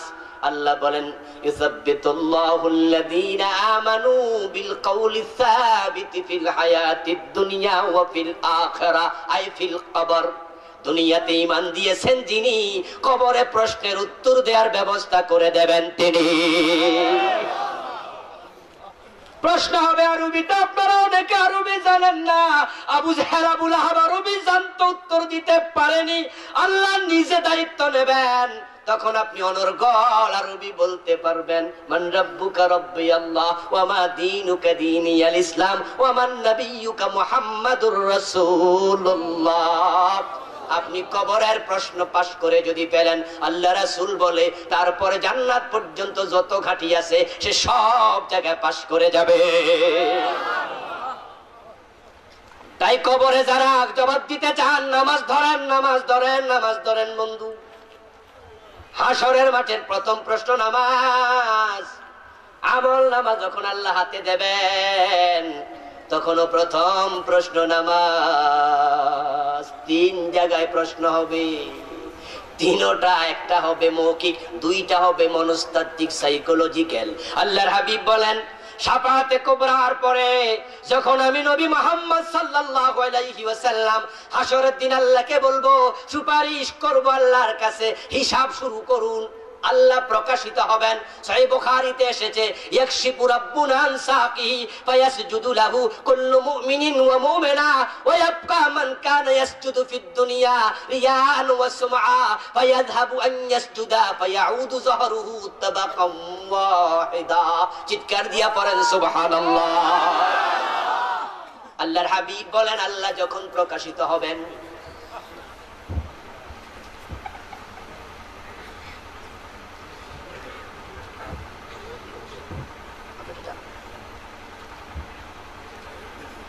আমার ভাইরা, আল্লাহ তাআলা যখন প্রকাশিত হবেন, আমরা আল্লাহরে কোনোদিন দেখছি?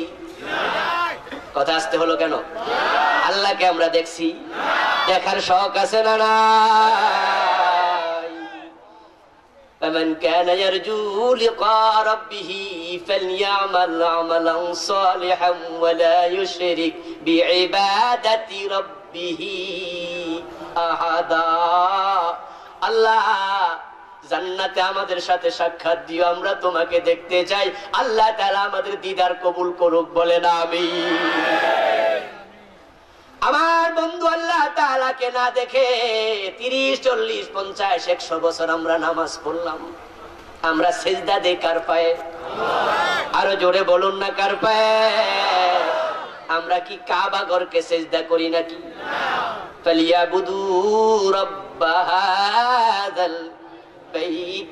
আমরা কাবার ইবাদত করি না, কাবার মালিকের ইবাদত করি। 80 বছর 100 বছর আল্লাহকে না দেখে সিজদা দিল মানুষ। আল্লাহর রাসূল বলেন, হাসরের দিন আল্লাহ তাআলা যখন প্রকাশিত হবেন, আল্লাহকে দেখার সাথে সাথে যারা দুনিয়ায় নামাজি ছিল তারা সিজদায় পড়ে যাবে। এখন যারা দুনিয়ায় শুধু আল্লাহকে সিজদা দিছে তারাই সিজদা করতে পারবে, আর যারা আল্লাহ ছাড়া অন্য জায়গায় সিজদা দিছে, মসজিদে আল্লাহকে আবার দরবারে পীরের পায়ে সিজদা দেয়, এমন বন্ড পীর মুরিদ আছে না? মসজিদে আল্লাহকে সিজদা করছে, আবার মাজারে গিয়ে সিজদা করে, আছে না নাই? মাজার, আজকে মাজার গুলো শিরকের আড্ডাখানা হয়ে যাচ্ছে। আমার বন্ধু, আল্লাহওয়ালা মানুষ যারা মরে গেছেন তাদের দোষ নাই, তারা কেউ বলেননি আমার মাজার বানায়ো। আর যদি কেউ মরার আগে বলে মাজার বানায়ো, হে আল্লাহওয়ালা না, সে একটা ভণ্ড, একটা ভণ্ড। আল্লাহওয়ালারা কখনো বলে না আমার মাজার বানায়ো, কিন্তু আল্লাহওয়ালা মানুষদেরকে আজকে ব্যবহার করে একদল লোক পেটের দান্দা করছে, মাজার বানায়া কোটি কোটি টাকা ইনকাম করতেছে। আমার বন্ধু আল্লামা সাঈদী এর জন্য বলতেন, বাংলাদেশের যত মাজার সব বিশ্ব রোডের পাশে, ট্রেন রোডে মাজার হয় না কেন? কারণ হলো যেহেতু ট্রেন থামবে না, দান্দাবাজিও সফল হবে না। এখন একদল লোক বাংলাদেশে এখন পাওয়া যায় যারা মসজিদে গিয়ে আল্লাহকে সেজদা করতেছে, আবার তারা নিজেরা সেজদা নেয়। আমার বন্ধু আশিকে রাসূল নাম দিয়া তামাম বাংলাদেশে ওয়ালের মাঝে লেখা পড়ায় ফেলতেছে। ওই আশিকে রাসূলদের যিনি নেতা, ওই ঢাকার মতিঝিলে উনার আখড়া, আমি নিজ চোখে দেখেছি উনি নিজে সেজদা নিচ্ছেন। তাকবীর, নারে তাকবীর, বন্যা ফিরে রাস্তা না, ভেঙে দাও, ঘুরিয়ে দাও। আমার ভাইয়েরা, আমি নিজে চোখে দেখলাম সান্দিনা ওনার সফর হচ্ছে 97-এ, 97-তে আমি আসছিলাম ওখান দিয়া, দেখি ছোট একটা সামিয়ানা টানাইছে, কি কয় অমুক হুজুর আসতেছে।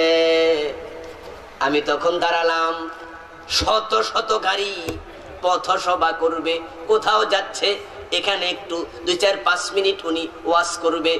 হাজির হলেন হুজুর, উনি স্টেজে উঠলেন, দুইজন ভদ্রলোক টাই শুট পরা ওনার পায়ে সেজদায় পড়ে গেল। অথচ সেজদার মালিক একমাত্র কে?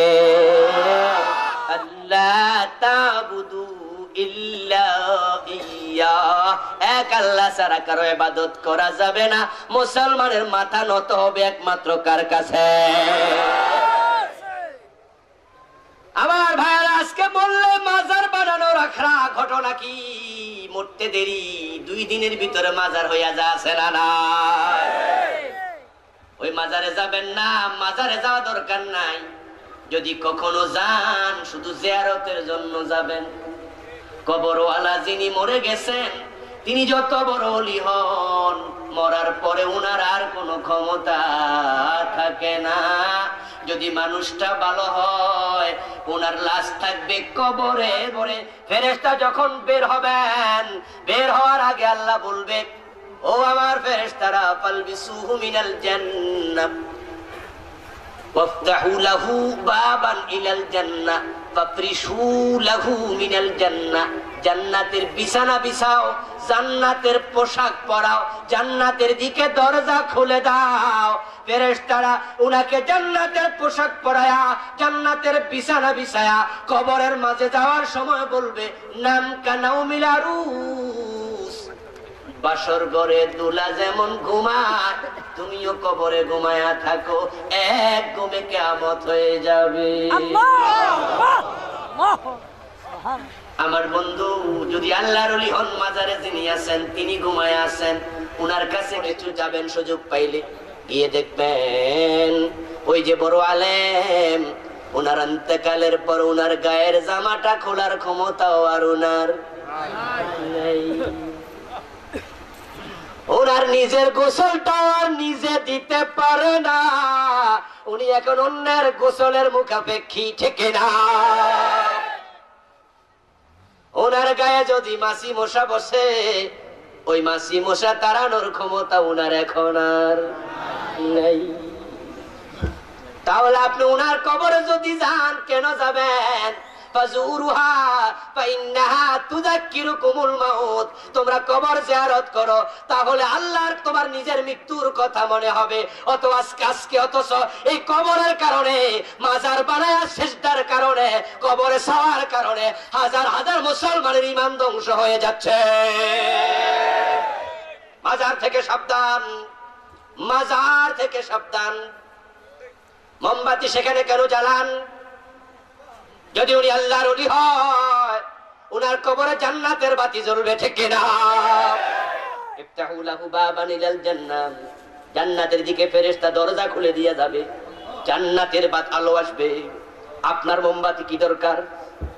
আর যদি উনি ভালো মানুষ না হয়, কোটি মোমবাতি জ্বালায়াও লাভ নাই, একটু আলো উনি পাবে না।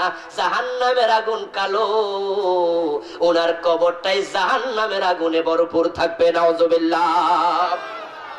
ওই মাজারে মানত করবেন না, ওই মাজারে মানত করা শিরক হারাম। মানত হবে একমাত্র কার নামে? আল্লাহর নামে, আল্লাহর জন্য মানত। মাজারে করবেন না। মাজারে মানত বন্ধ করলে মাজার বানানো বন্ধ হয়ে যাবে। আশ্চর্য হই, ঢাকার গুলিস্তানে গোলাপ শাহর মাজার টাকা নিয়ে কুলাইতে পারে না। যদি লোকটা আল্লাহর ওলি হয়, তোমার টাকার দরকার এখন আর নাই, ঠিক না? উনি জান্নাতের বিছানা ঘুমায় আছে, জান্নাতের নিয়ামত যথেষ্ট, এই টাকা উনার লাগবে না। টাকা তো লাগে ওই গুলিস্তানে গোলাপ শাহর মাজারের পাশে যে দাঁড়ায় আছে, শীতে ঠক ঠক করে কাঁপে, শীতের কাপড় কেনার টাকা নাই, ভাঙ্গা প্লেট হাতে নিয়া ভিক্ষা খুঁজতেছে, 3 দিন পেটে খাবার নাই, কুকুরের দুধ পান করতেছে এক বাচ্চা। সোশ্যাল মিডিয়ায় দেখলাম কুকুরের দুধ খাচ্ছে। জিজ্ঞাসা করলো একজনে, সে বলছে রংপুর থেকে ঢাকা আসছি, ছোট মানুষ, মা নাই বাবা নাই, অন্যের বাড়িতে থাকতাম, এখন পলায় আসছি ঢাকা, একটু কাজের সন্ধানে, কাজ পাই না, 3 দিন না খাই আসি, খাবো কি, তাই কুকুরের দুধ খাচ্ছি। দেখলাম বাচ্চাগুলো খাচ্ছে কুকুরের দুধ, কুকুরটা শুইয়া ঘুমাইছে, তাই সান্সটা আমি কাজে লাগাইছি। কোথায় মানবতা? ওই গোলাপ শাহ যদি আল্লাহর ওলি হয়, উনার আর টাকা দরকার নাই, ঠিক না? উনি মরে গেছেন, উনি জান্নাতের বিছানে ঘুমাচ্ছেন, উনাকে খারাপ কিছু বলা দরকার আমার নেই, উনার ব্যবস্থা, উনার হিসাব আল্লাহর কাছে। কিন্তু আমি আপনাকে বলছি, ওই গোলাপ শাহ তো টাকা দরকার নাই, টাকা দরকারে গরিব মানুষটা, যে ওষুধ কিনতে পারে না, খাবার কিনতে পারে না, শীতের কাপড় কিনতে পারে না, যার টাকা দরকার তাকে টাকা দেয় না, আর গোলাপ শাহর মাজারে টাকা দেয়। একদল ভণ্ড পেট খাইয়া মোটা করে ফেলছে।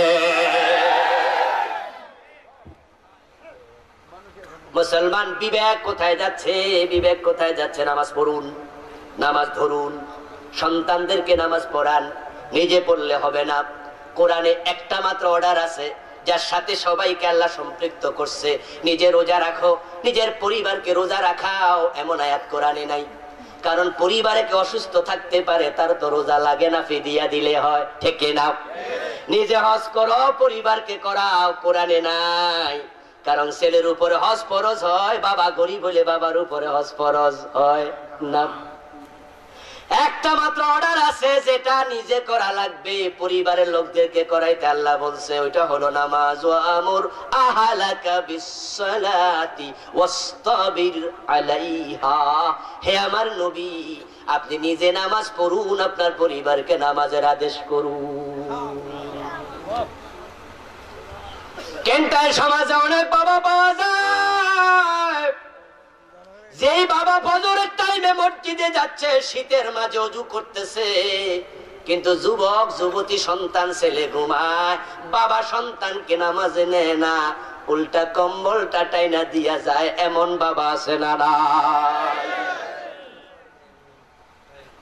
আপনার নামাজ পড়ে আপনি মুক্তি পাবেন না বন্ধু, মুসিবতে পড়ে যাবেন। হাসরের দিন ওই সন্তান আল্লাহর আদালতে মামলা দিয়া বলবে, আমার বাবা অঙ্কে ফেল করলে বকছে, স্কুলে না গেলে খবর নিছে, কিন্তু ফজরের টাইমে তো ঘরে ঘুমাইছি, বাবা নিজে দেখছে আমারে নামাজে যেতে বলে নাই। হে আল্লাহ, বাবাকে ডাকেন, নাজআলহুমা তাহতা আকদামিনা লিয়াকুনা মিনাল আসফালিন। বাবাকে পায়ের নিচে রেখে জাহান্নামে যেতে চাই, বলেন নাউযুবিল্লাহ। এজন্য নামাজ নিজে পড়বেন। সন্তানের বয়স 7 বছর হলে নামাজের আদেশ করো, হাদিসে আছে না নাই? মুরু আওলাদাকুম বিসসালাহ ওয়া হুম আবনাউ 7 সিনিন। 10 বছর হলে নামাজ না পড়লে প্রয়োজনে পিটাও, পিটাও, পিটায়া হলো নামাজ পড়াও। আমার বন্ধুরা, যেই ছেলে 5 ওয়াক্ত নামাজ পড়ে, ফজরের টাইমেও নামাজে যায়, ওই ছেলে বিশ্ববিদ্যালয়ে পড়ে, কলেজে পড়ে, তাকে নিয়ে আপনারা টেনশন করা দরকার নাই। যে 5 ওয়াক্ত নামাজ পড়ে, শীতের মাঝে ফজর পড়ে, ওই ছেলের হাতে মদের বোতল উঠবে না।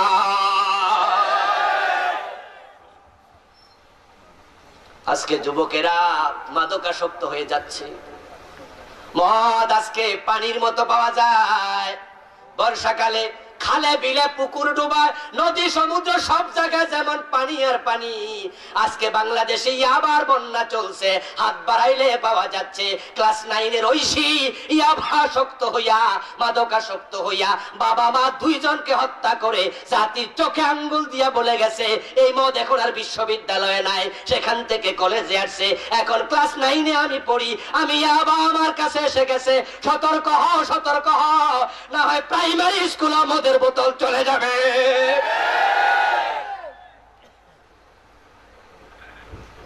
আমার ভাইরা, যদি আপনার সন্তানকে আপনি মদ মুক্ত রাখতে চান তাহলে আমি আপনাকে বলছি বন্ধু, আপনার যুবক ছেলে ইউনিভার্সিটি পড়ে, তাকে আপনি প্রশ্ন করতে পারবেন না তুই মদ খাস কিনা, এটা খারাপ কথা, ছেলে মাইন্ড করবে আমার বাবা এই কথা কেমনে জিগায় আমারে। যে ছেলে মদ খায় সে স্বীকার করতেও চাইবে না। তাই যদি আপনি চান আপনার ছেলেটা ভালো থাকুক, নিরাপদে থাকুক, তাহলে তাকে সকাল 8টায় ফোন দেন, দুপুর বেলায় ফোনে কথা বলেন, তাকে আপনি প্রশ্ন করবেন আজকে ফজরের নামাজটা জামাতে পড়ছিস কিনা, সকাল বেলা কোরআন তেলাওয়াত করছিস কিনা। যদি সন্তানের হাতে এই কোরআন তুলে দিতে পারেন, এই হাতে আর মদের বোতল উঠবে না। সন্তান যদি 5 ওয়াক্ত নামাজি হয় সে মাদকাসক্ত হতে পারে না। এই জন্য নামাজ পড়ুন, সন্তানকে নামাজ পড়ান। আমার বন্ধু স্ত্রী ঘুমায় আছে, স্বামী নামাজে যায়, যুবতী মেয়ে পর্দা ফরজ, হাজী সাহেব বাবা মেয়েরে নামাজ পড়ায় না, বোরকা সিলাইয়া দেয় না, এমন অসংখ্য বাবা এখানেও থাকার সম্ভাবনা আছে না নাই? হাসরের দিন আপনার সন্তান আপনার পথের কাঁটা হয়ে যেতে পারে। আমার বন্ধু, আপনার সুন্দরী মেয়েটা ইউনিভার্সিটি পড়ে, কলেজে পড়ে, হাই স্কুলে পড়ে, আপনি তো অন্ধ না। আপনার মেয়ের যৌবন এসেছে, ওড়না পরা উচিত, বোরকা পরা উচিত। স্কুলে যে ওড়না বানায়া দেয় ক্রস ওড়না, এতে যুবতীর সৌন্দর্য আরো বেড়ে যায়। ওই ব্যাপারটা অদ্দুলঙ্গ হইয়া আপনার মেয়ে যখন হাই স্কুল কলেজে যায়, আপনি কি দেখেননি রাস্তার দুই পাশ থেকে চা দোকানে বইয়াও মানুষ তাকায়া থাকে। যদি একজন তাকায় তার একটা কবিরা গুনাহ হবে, 1000 জনে তাকায় 1000 কবিরা গুনাহ আলাদা হবে, আর আপনার মেয়ের 1000 কবিরা গুনাহ একা হবে। হাসরের দিন মেয়ে বলবে, আল্লাহ আমার বাবা যদি আমারে বোরকা সিলাইয়া দিত তাহলে আমি আজকে জাহান্নামী হতাম না। বাবারে ডাকেন, পায়ের নিচে রেখে জাহান্নামে যেতে চাই। আমার বন্ধু নিজের বউটাকে সাজায়া গুজায়া লিপস্টিক দিয়া একবারে বিউটি পার্লার থেকে সাজায়া তারপরে কমিউনিটি সেন্টারে নেয়, ওই সুন্দরী বউকে সাজায়া বেপরদা বাজারে নেয়, এমন স্বামী নামের আসামি আছে না নাই?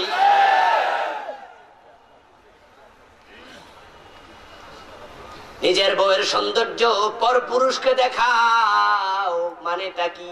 আমার বউ সুন্দরী, এটা এলাকার যুবকদের হক আছে দেখার, ঠিক না? আছে নাকি? বলেন নাউজুবিল্লাহ। তো যদি হক না থাকে সৌন্দর্য দেখার, তোমার বউ সাজায়া বাজারে কেন বেপরদায় নিচ্ছ? এই কাজ যে করে সে আসামি হওয়ার উপযুক্ত না, সে আল্লাহর আদালতের আসামি হয়ে যাবে। কিয়ামতের দিন বউ বলবে, আল্লাহ আমার স্বামীকে ডাকেন, পায়ের নিচে রেখে জাহান্নামে যেতে চাই। আমার বন্ধুগণ, এজন্য আসুন আমরা নামাজমুখী হই, নামাজমুখী হই, নামাজমুখী হই। যে পরিবারের সবাই নামাজি হবে, ওই পরিবারটাতে দুনিয়াতে জান্নাতের ফুল গোদারা বয়ে যাবে। এজন্য মাঝে মাঝে নিজের ছেলেকে ইমাম বানায় আপনি পিছনে দাঁড়ায় নামাজ পড়বেন। আজকে মসজিদে যাইতে পারেন নাই, জামাত ছুটে গেছে, ওই ঘরের মাঝে আপনার ছেলেকে বলবেন তুই ইমামতি কর। ছেলে বলবে, আব্বা কেমনে বলো, কোনো নাই পড়া, কথা বলেন নাই? ছেলেকে ইমাম বানায় নামাজ পড়বেন। রমজান মাসে যখন ইফতার করবেন তখন আপনি রোটেশন করবেন, সপ্তাহে 7 দিন সন্তান আছে পরিবারে, মোট ফ্যামিলি সদস্য 5 জন, বলে দেবেন প্রথম রমজানে তোমার দায়িত্ব মোনাজাতের, দ্বিতীয় রমজানে তোমার, তৃতীয় রমজানে তোমার। আপনার বউকে দায়িত্ব দিবেন, নিজের মেয়েকে দায়িত্ব দিবেন, নিজের সন্তানকে দায়িত্ব দিবেন। যেই সন্তান আপনাদেরকে একাত্রে বসে দোয়া করবে, আপনার মরার পরও সে সন্তান দোয়া চালায়া যাবে।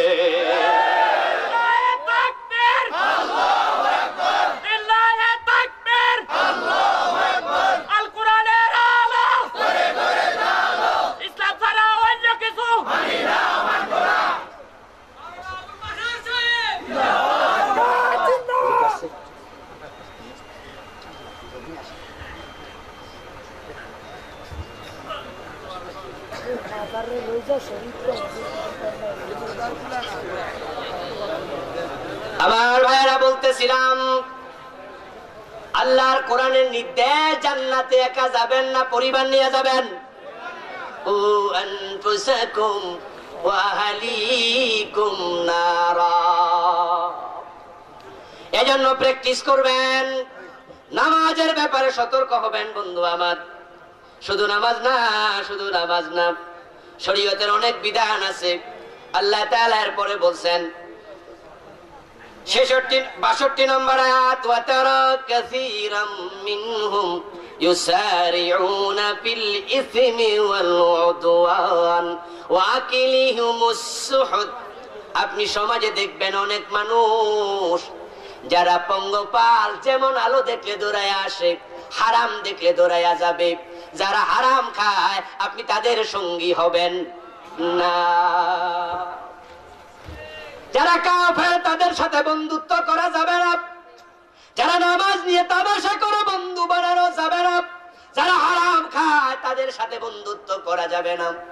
তাই বন্ধু আমার, আমরা যখন বিতিরের নামাজ পড়ি, বিতিরের নামাজে দোয়া কুনুত আছে না নাই? আর একটু জোরে বলেন আছে না নাই?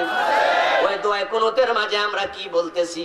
দোয়া কুনুতের মাঝে আমরা বলি ওয়ানাতেরুকু মাইয়াফজুরুকা, আছে না নাই? যারা পাপিষ্ঠ মানুষ তাদের সাথে আমার কোনো সম্পর্ক নাই। আমি তরক করলাম, সম্পর্ক ছিন্ন করলাম পাপিষ্ঠ মানুষের সাথে, খারাপ মানুষের সাথে আমি চলবো না। যারা হারাম খায়, খারাপ মানুষ। এই যে আল্লাহর সামনে দাঁড়ায় দাঁড়ায় কথা বলতেছেন, আপনি খারাপ মানুষের সাথে সম্পর্ক রাখবেন না। এই ওয়াদা বাস্তবে পালন করা দরকার আছে না নাই? কিন্তু আমরা কি দেখি? আমার বন্ধু, হাজার হাজার নামাজিকে দেখি যিনি নিজেই পাপাচারিতায় লিপ্ত, নিজে নামাজ পড়ে আবার সুদ খায়, আছে না নাই? নামাজ পড়ে ঘোষ খায়, আছে না নাই? নামাজ পড়ে ওজনে কম দেয়, আছে না নাই?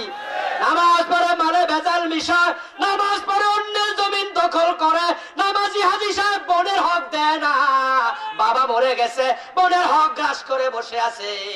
শুধু নামাজি নয়, মসজিদের সভাপতি, মসজিদের সেক্রেটারি, এলাকায় বিচারক নামাজি, গোশ খায়া বিচার উল্টায়া দেয়।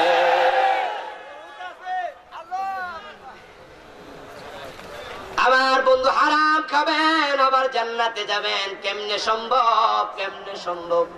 আল্লাহর হাবিব সাল্লাল্লাহু আলাইহি ওয়াসাল্লাম বলেছেন, মান ইশতারা সাওবান বিআশারাতি দারাহিম ফীহি দিরহামু হারামিন।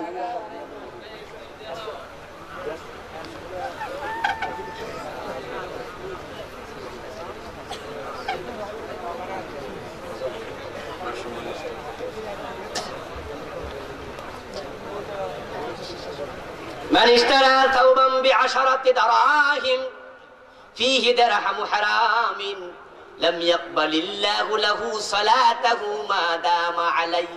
আল্লাহর রাসূল বলেন, যে ব্যক্তি কাপড় কিনলো 1000 টাকা দিয়ে, 100 টাকা দিয়ে, যদি 1 টাকা হারাম থাকে সেই কাপড়ের মাঝে, ওই কাপড় পরে যত নামাজ পড়ুক 1 রাকাত আর কবুল হবে না। আপনি হারাম খাবেন আবার নামাজ পড়বেন, দান্দিক হবে না। নামাজের 13টা ফরজ আছে, তার মাঝে একটা শরীর পাক, ঠিক না? আর একটা কাপড় পাক, ঠিক না? আর একটা নামাজের জায়গা পাক, ঠিক না? এখন হারাম খাইলে তো শরীর আর পাক থাকবে না। হাদিসে পাওয়া যায়, লা ইয়াদখুলুল জান্নাতা লাহমুন নাবাতা মিনাস সুহতি ওয়া কুল্লু লাহমিন নাবাতা মিনাস সুহতি ফাকানাতিন নারু আওলা বি।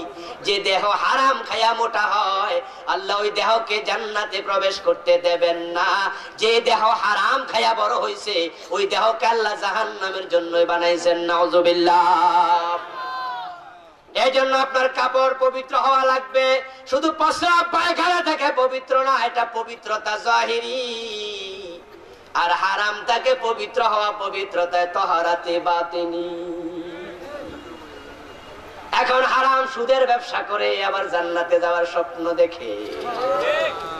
আল্লাহর হাবিব বলছেন, মান আকালা দিরহাম রিবা ওয়া হুয়া ইয়ালামু আন্নাহু আশাদ্দু মিন 36 জিনা। যে ব্যক্তি জেনে শুনে 1 টাকা সুদ খাবে তার আমলনামায় 36 বার জিনা করলে যত গুনাহ হয় তত গুনাহ লিখে দেয়া হবে। 100 টাকা সুদ খেলে 3600 বার জিনার গুনাহ হয়। 1000 টাকা সুদ খেলে 36,000 বার জিনার গুনাহ হয়।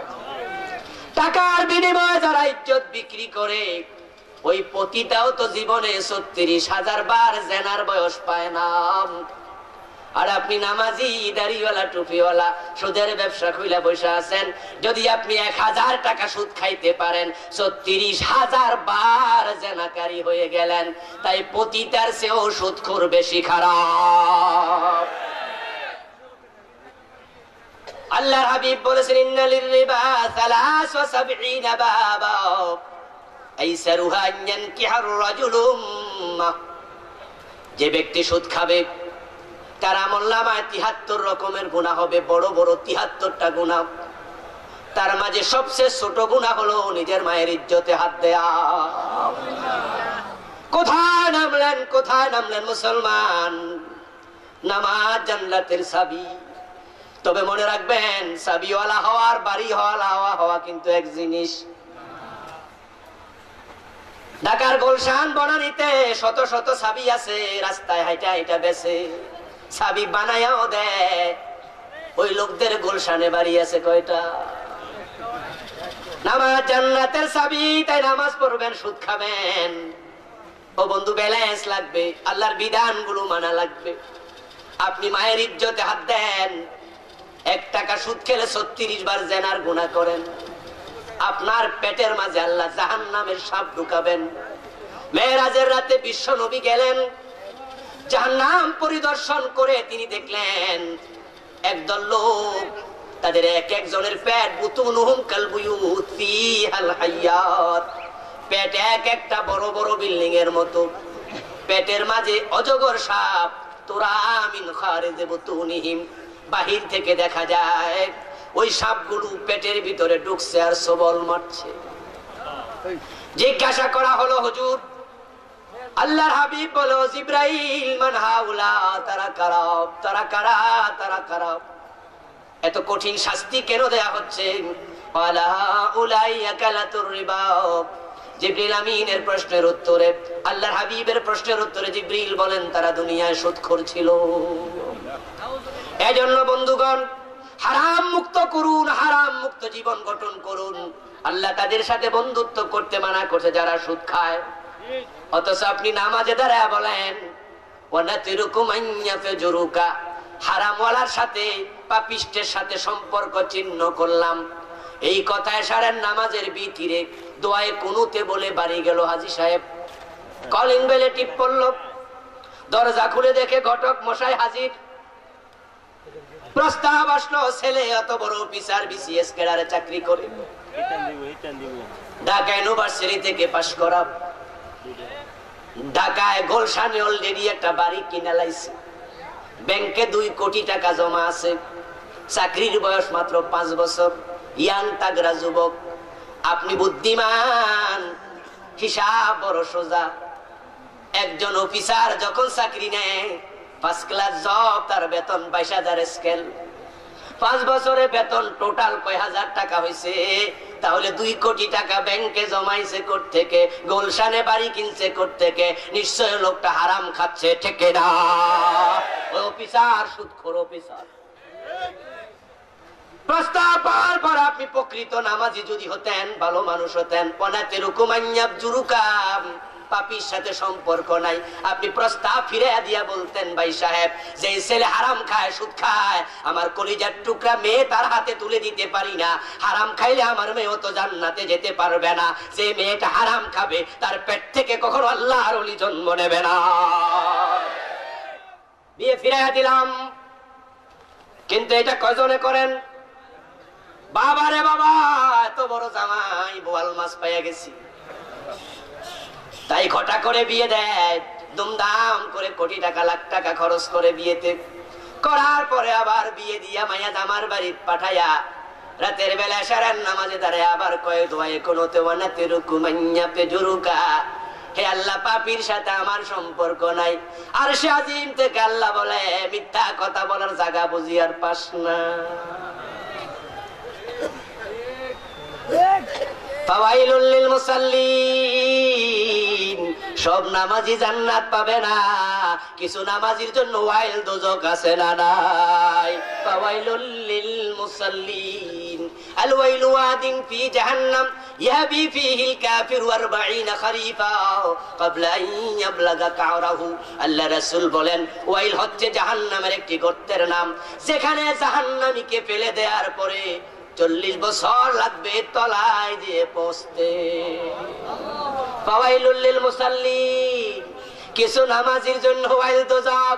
নামাজ পড়ে হারাম খাবেন, নামাজ পড়ে অন্যের জমি দখল করবেন, নামাজ পড়ে আবার কোরআনের বিরুদ্ধে চলবেন, যারা ইসলামের দুশমনি করে তাদেরকে ভোট দেবেন, নেতা বানাবেন। আপনার মতো নামাজি আল্লাহর জান্নাত পেতে পারে না। এজন্য আপনি যদি জান্নাতে যেতে চান, জান্নাতের রাস্তাটাকে ক্লিয়ার রাখুন, কোরআনের কাছে দৌড়ায় আসুন। কোন কাজ করলে জান্নাত পাওয়া যায়, কোন কাজ করলে জান্নাত ছুটে যায়, বিস্তারিত বর্ণনা কোরআনে আছে না নাই? আমার বন্ধুগণ, আল্লাহ পাক রব্বুল আলামিন আমাদের সকলকে ওই মুখী হয়ে চলার তৌফিক দান করুক, বলেন আমিন। এটা জিকির করুন, লা ইলাহা ইল্লাল্লাহ, লা ইলাহা ইল্লাল্লাহ, লা ইলাহা ইল্লাল্লাহ মুহাম্মাদুর রাসূলুল্লাহ। আমার ভাইরা, ইনশাআল্লাহ আমার পরে বিখ্যাত মুফাসসিরে কুরআন, প্রখ্যাত আলেমে দ্বীন মুহতারাম মাওলানা ডক্টর কফিলউদ্দিন সরকার সালি হুজুর আসছেন। উনি এখনই উঠতেছেন। আমি যাচ্ছি, আমার জন্য দোয়া চাই। আল্লাহ তাআলা যেন দিলের খাদেম হওয়ার তৌফিক দান করে দোয়া করবেন। আল্লাহ তাআলা যে কথাগুলো বললাম আমাকে আপনাদের সকলকে আমল করার তৌফিক দান করুক। আসসালামু আলাইকুম ওয়া রাহমাতুল্লাহি ওয়া বারাকাতুহু। এজন্য আপনি যদি জান্নাতে যেতে চান, জান্নাতের রাস্তাটাকে ক্লিয়ার রাখুন, কোরআনের কাছে দৌড়ায় আসুন। কোন কাজ করলে জান্নাত পাওয়া যায়, কোন কাজ করলে জান্নাত ছুটে যায়, বিস্তারিত বর্ণনা কোরআনে আছে না নাই? আমার বন্ধুগণ, আল্লাহ পাক রব্বুল আলামিন আমাদের সকলকে ওই মুখী হয়ে চলার তৌফিক দান করুক, বলেন আমিন। এটা জিকির করুন, লা ইলাহা ইল্লাল্লাহ, লা ইলাহা ইল্লাল্লাহ, লা ইলাহা ইল্লাল্লাহ মুহাম্মাদুর রাসূলুল্লাহ। আমার ভাইরা, ইনশাআল্লাহ আমার পরে বিখ্যাত মুফাসসিরে কুরআন, প্রখ্যাত আলেমে দ্বীন মুহতারাম মাওলানা ডক্টর কফিলউদ্দিন সরকার সালি হুজুর আসছেন। উনি এখনই উঠতেছেন। আমি যাচ্ছি, আমার জন্য দোয়া চাই। আল্লাহ তাআলা যেন দিলের খাদেম হওয়ার তৌফিক দান করে দোয়া করবেন। আল্লাহ তাআলা যে কথাগুলো বললাম আমাকে আপনাদের সকলকে আমল করার তৌফিক দান করুক। আসসালামু আলাইকুম ওয়া রাহমাতুল্লাহি ওয়া বারাকাতুহু।